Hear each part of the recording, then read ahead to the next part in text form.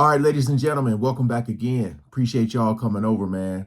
We're back on the Music Mongoose channel. I'll leave the link to this channel in the description so you guys can check out more. We got Roger Waters versus David Gilmour. What caused Pink Floyd's feud? I got a lot of Pink Floyd reactions. Love the band. You know, like I said before, a lot of people go through their drama. But nothing will ever top Fleetwood Mac and ABBA, I think. Right? To still be able to go out there and make great music. Probably be wanting to fight backstage. We're going to check this out. We ain't going to waste no more time. Let's jump right into it. David thinks he owns it. I think he thinks that because I left the band in 1985, that he owns Pink Floyd, that he is Pink Floyd. I'm irrelevant.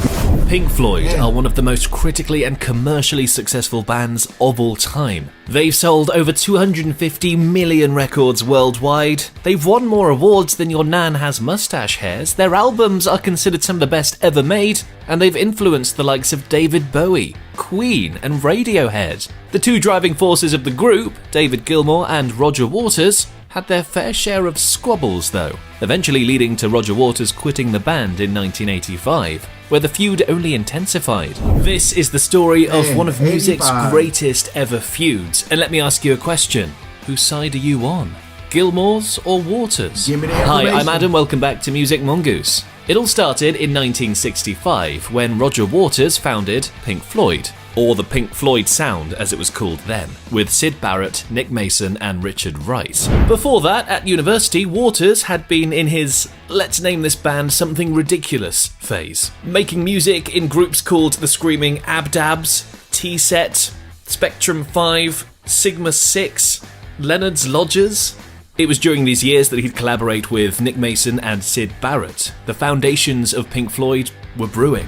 The feud, though, really begins in 1968, the year David Gilmour officially joined Pink Floyd. Now, to understand where this feud comes from, you have to understand that David Gilmour was unapologetically creatively driven. He had a vision, and he wasn't afraid to run with it. And this caused Waters to feel threatened. He suddenly felt like he wasn't the captain of his own ship anymore. Despite this, the two worked together for nearly 20 years, producing some of the world's greatest albums in the process. Dark Side of the Moon, Wish You Were Here and The Wall being obvious examples. Pink Floyd was creating some of the most unique psychedelic rock the planet had ever seen. Legendary. And Roger Waters, as lyricist and conceptual leader, was steering the ship. That's not to say the others didn't have any input though, because they certainly did. Richard Wright, for example, the unsung hero of Pink Floyd, goes rather underappreciated, I think. But his contributions made a huge impact to the sound of Pink Floyd. From his work on the organs to the synths, he was an incredible part of the team, and like Gilmour, made a big impact.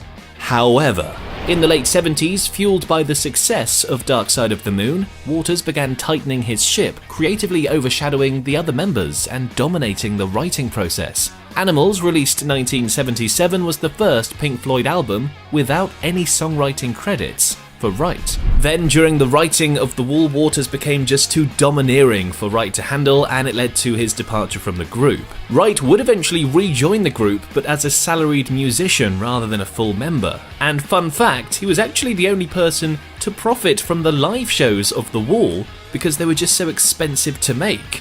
But as a salaried musician, his money was in the bank. That was a smart move, Wrighty. Very smart. During this period of tension, and also feeling somewhat underused in Pink Floyd, David Gilmour began producing his own albums, the first of which, self-titled David Gilmour, was released in 1978. This was Gilmour showing the world what he could truly do when he wasn't under the restriction of Roger Waters. And Waters liked his stuff. In fact, one of the tracks he had been working on for that album actually ended up on The Wall, Comfortably Numb. This didn't alleviate the power struggle between Gilmour and Waters though, and in 1985, Roger Waters left the group because of creative differences, let's call it. However, Waters, believing he was the main creative force behind the group, believed that Pink Floyd simply couldn't just continue without him. A year after leaving the group, he began legal proceedings to dissolve Pink Floyd, calling them a spent force creatively. David Gilmour and Nick Mason refused to fold, eager to continue Pink Floyd and create new music. They argued that the group was very much still alive and well. The case raged on for months before eventually being settled in 1987 with Waters backing down. He blamed the costs of the proceedings as the main reason. He also did later in life admit that he was probably wrong to have done all that. The Gilmour-Waters feud, however, was far from settled. It raged on for many years, despite some temporary truces. The main one was in 2005, as the band reunited as part of the Live 8 benefit concerts. Waters, Gilmour, Mason and Wright performed as the classic Pink Floyd lineup for the first time in more than 24 years. This would be the last time Richard Wright performed, with the group sadly passing away in 2008. In the show at Hyde Park, they dedicated Wish You Were Here to none other than Syd Barrett. He would pass away a year later in 2006. Now, I have no idea what Bob Geldof did to get Pink Floyd to reunite like that, but it was probably illegal or disgusting or both.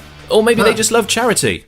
Who knows? After that performance, the four were offered a £150 million deal for a tour of the US. They turned it down. Not even 150 million quid could get Waters and Gilmour to work together long term again. That's how you know it's a proper feud. There were a few more temporary truces over the years as well. Gilmour and Waters performed together in 2010 for a charity called Hoping Foundation.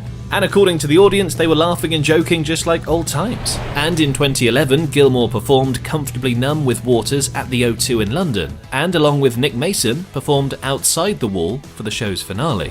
Ah, great, the feud is over then. No. In a 2014 interview with Rolling Stone magazine, Gilmour took a little dig at Roger, saying the thought of him coming into something that has any form of democracy to it, he just wouldn't be good at that. Implying, of course, that Waters couldn't collaborate with anyone, effectively. In 2018, also speaking to Rolling Stone, Nick Mason gave his thoughts on the whole feud. I think the problem is Roger doesn't really respect David. Roger was always under the impression that singing and playing the guitar were things that anyone almost could do. But it was the lyricism and the concepts of the project, the stuff that was in Roger Waters' wheelhouse, that was the true soul of the band. In 2020, Waters took a swipe at Gilmour on Twitter. Ah, remember Twitter? In a 5-minute video, he rants at the fact he's not able to have access to Pink Floyd's social media, also accusing David Gilmour of banning him from the Pink Floyd website. Well, the answer to that is because nothing from me is on the website. I am banned by David Gilmour from the website. He then ranted about how Polly Sampson, David Gilmour's wife, was able to use these channels to promote her novels and projects, but Roger Waters' solo stuff wasn't allowed anywhere near it. Now, if you thought that surely after 40 years the pair still can't be squabbling, well, as recently as 2022, the pair had disagreements over a re-release of their album Animals. Gilmour had this to say: "A very lovely Animals remix has been done, but someone has tried to force some liner notes on it that I haven't approved, and someone is digging his heels and not allowing it to be released." Obviously referring to Waters there, Gilmour seems to be hinting at the pettiness of the whole thing. Shortly after this episode, Waters began voicing some questionable political opinions on a smattering of topics, and it caused him to be in the spotlight once again. Polly Sampson, Gilmour's wife, then took to Twitter to condemn Roger Waters for the stuff he said, and David Gilmour later backed her up as well. Sadly, Roger Waters, you are anti-Semitic to your rotten core. Also a Putin apologist, and a lying, thieving, hypocritical, tax-avoiding, lip-syncing, misogynistic, sick with envy megalomaniac. Enough of your nonsense. Phew, she didn't pull any punches there, did she? So even after nearly 40 years and a shared, storied musical history together, the pair are still feuding, like two old cats hissing at each other from different parts of the room. Whose side are you on though? Or is it stupid to take sides in the first place? Should we just appreciate and admire the music that Pink Floyd was able to produce? As always, opinions and thoughts welcome in the comments below. You can click over here to learn about the time that Pink Floyd accidentally grounded all flights in London. And if you made it this far through the video, please do give it a like and subscribe to the channel to keep up to date with my regular videos. And with that, I'll catch you next time on Music Mongoose. You know, listening to this kind of just reminds me of it's a crazy analogy, but it reminds me of Kobe and Shaq, because everybody said if they weren't beefing with each other, they could have won so many more championships. You know, you think about Pink Floyd, they said 1965, and then he left the band in 85. So you got 20 years of greatness, and then they continued, like they were making music after that, so they still were going. I feel like they could have had another 20 years of just a lot, but egos get involved, you know, and that's why it's tough. It's tough being in a band or a group, because someone is always going to have some type of issue. Something's always going to pop up. I feel that's why a lot of artists go solo.